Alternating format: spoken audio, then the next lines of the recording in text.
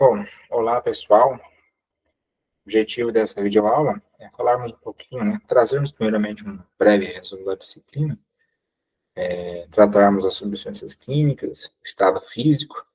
Quando nós falamos de estado físico, nós estamos falando a forma, macroscópica destas substâncias, materiais, sólido, líquido, gasoso, alguns aspectos estruturais e também as chamadas forças intermoleculares. Bom, nós discutimos aí no contexto da disciplina, que a matéria ela é constituída por átomos, E estes átomos, exceto aí para os elementos do grupo 18, eles são encontrados de que maneira? Eles são encontrados formando substâncias químicas, Se ligando a outros átomos de outros elementos químicos, Um determinado átomo, quando ele se liga a um outro átomo de um outro elemento químico, forma uma substância composta. Se ele está ligado a outros átomos, da mesma natureza, Ou seja, com o mesmo número atômico, nós temos, portanto, uma substância com átomos de um mesmo elemento químico. A esse tipo de substância chamamos de substância simples. Também vimos que as substâncias simples elas podem ser classificadas, como metais. Os metais eles formam, em sua maioria, os sólidos metálicos. A única exceção é o mercúrio, E nas condições normais de temperatura e pressão forma um líquido. É interessante observar que no decorrer dessa videoaula, quando nós falarmos assim de sólido, líquido, gasoso, gás, enfim, sempre iremos trazer aqui uma noção, que está relacionada às condições normais de temperatura e pressão. Por exemplo, quando a gente fala que a água é encontrada no estado líquido, nós estamos dizendo, que a água ela é encontrada no estado líquido, assim, em determinadas condições, tá? A água ela pode ser líquida, mas não em quaisquer condições. Por exemplo, se você colocar uma temperatura de 100 graus e aquecer a água, a essa temperatura, ela não vai ser mais líquida, ela tornar-se-á vapor de água. Assim como se você baixar a temperatura de um material constituído por água, até 0 graus Celsius, ele irá congelar. Então, quando nós falamos de água líquida, água sólida, água no estado gasoso, o vapor da água, estamos falando de condições de temperatura e pressão. Aqui nós iremos tratar de forma implícita as condições normais de temperatura e pressão. São as chamadas CNTPs, temperatura de 25 graus Celsius e pressão a 1 atm. Então, quando eu falar sólido isso, sólido aquilo, líquido, gás, eu estou falando já deixando implícita que este estado físico está relacionado às condições normais de temperatura e pressão. Então, no contexto dos metais, exceto o mercúrio, a maioria são sólidos metálicos. Então, milhões de átomos, de um metal, quando eles estão unidos ali, 2, 3, 4, 5 átomos do metal, até milhões, zilhões de zilhões, eles formam materiais, portanto, que nas condições normais de temperatura e pressão são encontrados na forma sólida, exceto o mercúrio. Os não metais, eles são um pouco mais versáteis, Eles podem ser encontrados, por exemplo, na forma de gases, como o caso do gás oxigênio. O gás oxigênio é encontrado na forma de uma molécula, de O2. O ar atmosférico, além do gás oxigênio, também tem a molécula de N2, que é o gás nitrogênio. Ambos são exemplos de substâncias simples, de elementos não metálicos. Nós temos também um exemplo, que aliás é o único exemplo de não metal encontrado aí no estado líquido, a molécula de bromo. O bromo ele é um elemento químico que ele é encontrado, no estado líquido. E nós temos também que os não metais eles podem ser encontrados na forma de sólidos, que podem ser classificados como sólidos covalentes ou ainda como sólidos moleculares. É interessante observar que tanto para líquidos, quanto para sólidos moleculares, os líquidos eles são constituídos por moléculas, em sua maioria, E nos sólidos moleculares, né, os sólidos moleculares são constituídos por moléculas. Essas moléculas, elas estão unidas entre si. Existem ligações na molécula, mas existem ligações entre as moléculas. Essas ligações entre as moléculas são chamadas de ligações intramoleculares. Então, um sólido molecular, ele é constituído por moléculas que estão unidas entre si. Se não estivessem unidas, né, o grau de liberdade seria maior, né, seria, portanto, um gás, não seria um sólido. No líquido, um líquido constituído por moléculas, as moléculas também, como no caso do bromo, estão interagindo entre si. Se não houvesse interação, seria gás bromo, em vez de um líquido, né, no contexto aqui do elemento químico bromo. Ainda no contexto da substância simples, nós temos também os semimetais, né, que são encontrados na forma de sólidos, com algumas das características dos metais. Geralmente, né, a condutividade, como é o caso do silício, por exemplo, muito utilizado, né, na tecnologia moderna. Bom, ainda no contexto das substâncias simples, como vimos, né, nós temos ali os metais, e se considerarmos aí um número enorme de átomos de um determinado metal unidos entre si por ligação metálica, qual será a aparência, né, qual será o estado físico? Geralmente eles formam sólidos metálicos, né, como eu disse anteriormente, com exceção do mercúrio. Aqui nós temos um exemplo de sólido metálico. Essa figura aqui, ó, ela representa a estrutura do elemento químico ferro. É interessante que vocês poderão observar aqui, ó, flechinhas em todas as direções aqui, ó, ou quase todas, né? Mas essas flechinhas, elas querem indicar o quê? Que essa estrutura, ela, ela se expande, né? Ela se expande em todas as direções. Ou seja, o que nós temos aqui é uma representação de parte do todo, né? Mas essa representação, sendo ela reproduzida, né, sendo ela replicada, ela fornece o todo, né, vamos dizer assim. Então, ela é a menor representação possível do todo. Imagine, por exemplo, uma grande parede, né, sei lá, pintada de amarelo, né? Essa parede, ela é 10 metros por 10 metros. Vamos supor que você pega 1 milímetro dessa parede. Este 1 milímetro, se você replicá-lo, né, você vai obter toda a parede. Porque esse 1 milímetro, ele traz a essência do todo. É mais ou menos isso, né? Aqui nós temos, portanto, ó, parte da estrutura, né, desse sólido metálico. É interessante observar que cada esfera dessa representa, portanto, um átomo. Perceba que nós temos aqui um cubo, né? Cada vértice do cubo nós temos aí um átomo, ocupando um espaço, e também no centro desse cubo nós teríamos um átomo. Esta estrutura, portanto, sendo repetida, ela fornece todo o retículo cristalino. E essa palavra cristalina, ela é bem interessante, porque ela representa o quê? Representa que estes átomos, né, conforme sugere o desenho, eles não estão organizados de qualquer maneira. Perceba que as posições dos átomos de ferro não são quaisquer posições, são posições bem ordenadas. A isso nós chamamos de retículo cristalino, a estrutura cristalina. É interessante, como eu disse, quero frisar isso mais uma vez, a estrutura, ela se expande. Então, não existe moléculas discretas, né, estruturas discretas em um sólido metálico, né? Não existem moléculas interagindo entre si.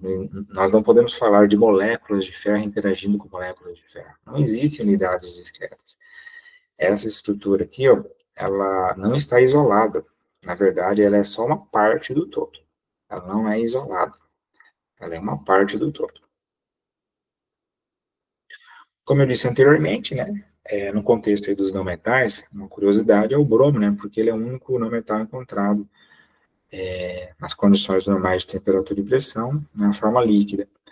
E quando nós falamos do líquido, como eu disse anteriormente, e nós iremos retomar isso posteriormente, nós temos as chamadas ligações intermoleculares. A molécula de bromo, eu tentei representá-la aqui, ó, por meio, né, de duas esferas vermelhas, tem uma linha vermelha, né, indicando que é uma ligação covalente simples, tá? Indicando uma ligação covalente simples.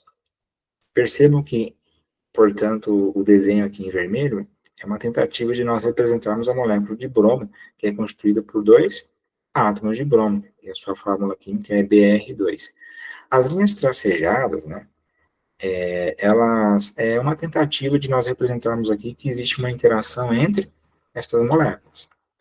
Por isso que o bromo ele é encontrado na forma líquida. Se não houvesse nenhuma interação entre essas moléculas, o bromo, assim como os seus irmãos de grupo, né, vamos dizer assim como o cloro, o flúor, né, seria encontrado no estado gasoso, não no estado líquido. Mas por que o bromo ele é encontrado no estado líquido? Porque existe interação entre as suas moléculas. Nós estamos trabalhando aqui, primeiramente, com a substância simples, mas isso também é válido no contexto das substâncias compostas. Quando nós falamos de líquidos, né, constituídos por moléculas, né, ou ainda sólidos moleculares, como veremos posteriormente, é o mesmo conceito, né, a existência de ligações que unem as moléculas, seja no líquido ou seja no sólido. Bom, no contexto das substâncias simples, falando aí dos não metais, nós temos duas possibilidades. Primeiramente, os chamados sólidos moleculares. Aqui nós temos um exemplo de sólido molecular, que é o enxofre, né? O enxofre é um sólido molecular. Por que ele é um sólido molecular? Porque ele é construído por moléculas. É interessante observarmos, né, que as moléculas de enxofre, né, elas são constituídas aí por... Qual é a fórmula química, né, de uma molécula de enxofre?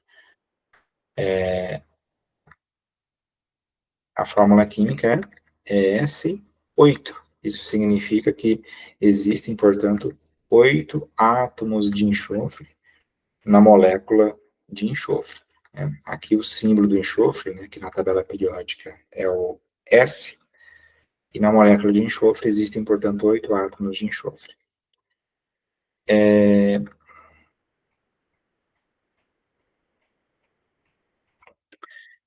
interessante observarmos aqui, ó, que o enxofre, portanto, ele forma um sólido molecular. Por que é um sólido molecular? Porque existem moléculas, né, unidades discretas, né, moléculas de enxofre. É interessante que é como se existisse uma interrupção no sólido. Cada molécula representa uma unidade discreta. Cada molécula está interagindo com outra molécula. E essa interação, ela existe por meio das ligações intermoleculares.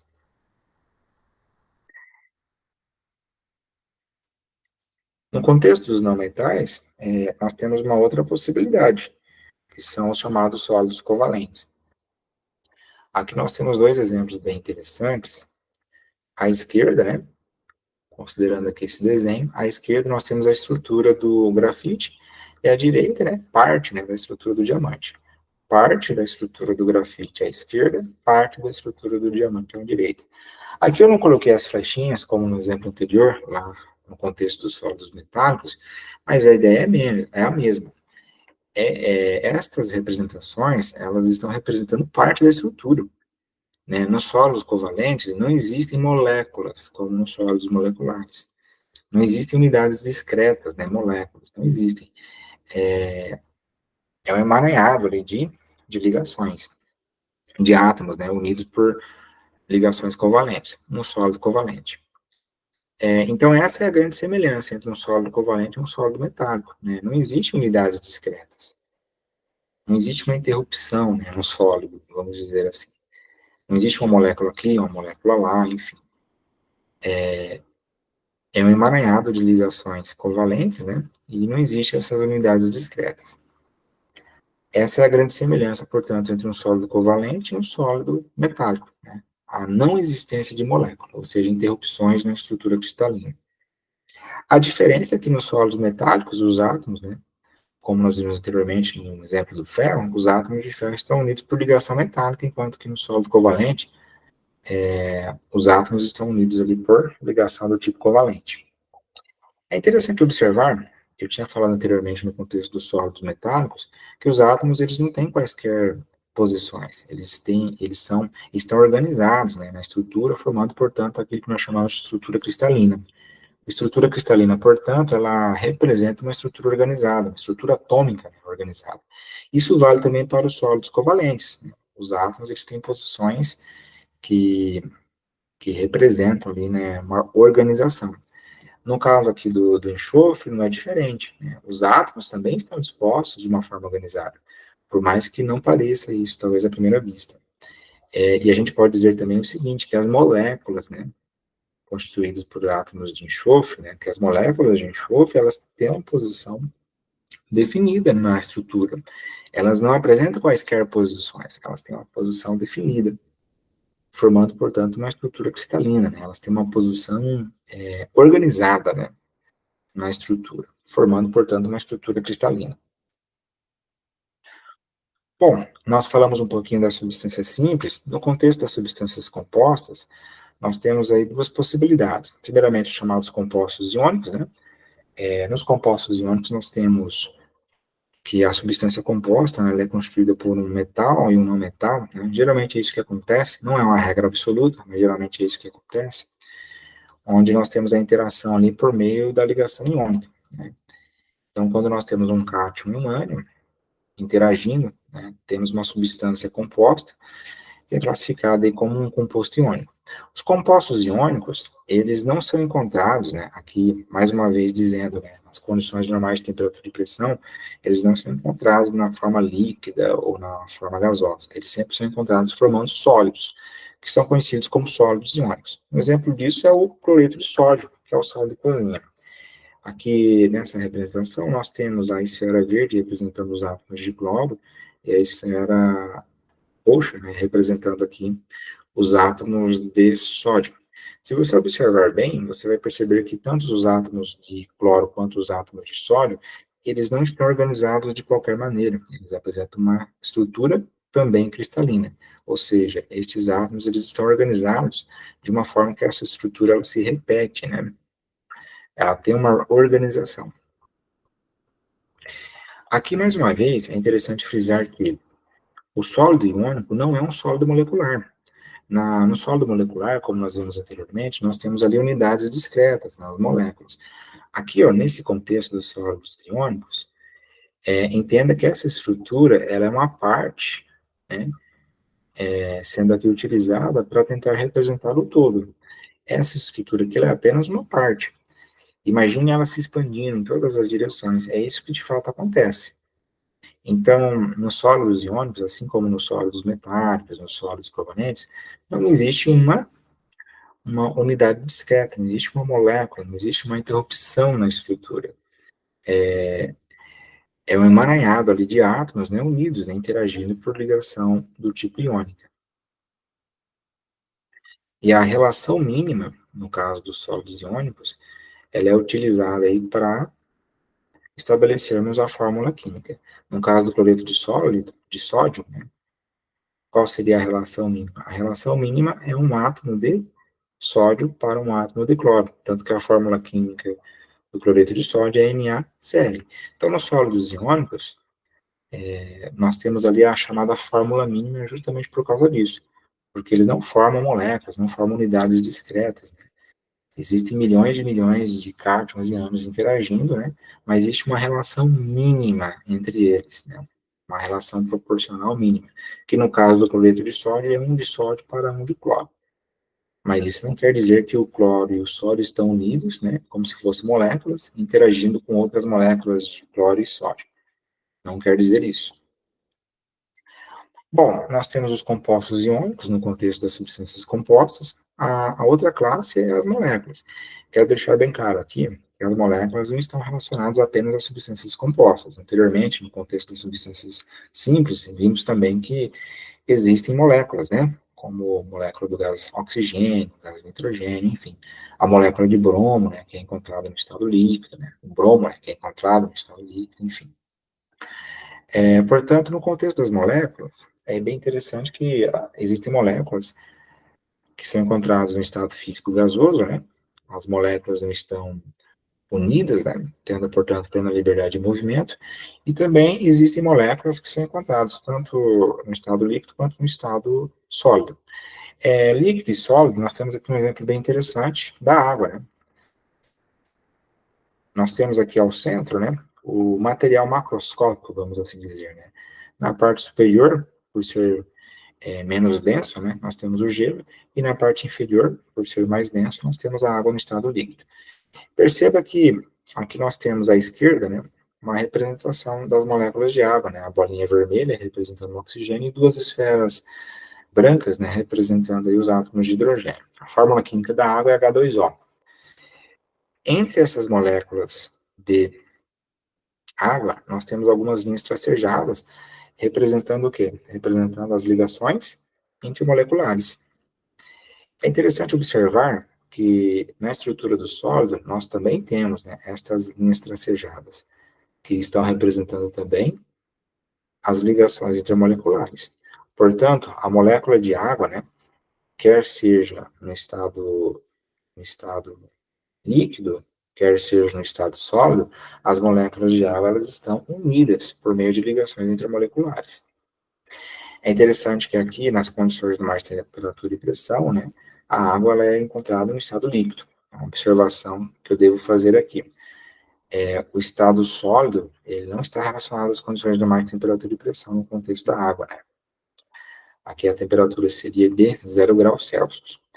Uma diferença marcante aqui, ó, e é algo que já discutimos anteriormente, é que no estado sólido, as moléculas de água, assim como no caso das moléculas de enxofre, anteriormente discutidas, no sólido, as moléculas de água não estão, né, dispostas de qualquer maneira. Né? No gelo, as moléculas de água não estão dispostas de qualquer maneira. Elas ocupam posições fixas, né, posições definidas, que apresentam regularidade, né, demonstrando aí aquilo que nós chamamos de estrutura organizada, né, estrutura cristalina.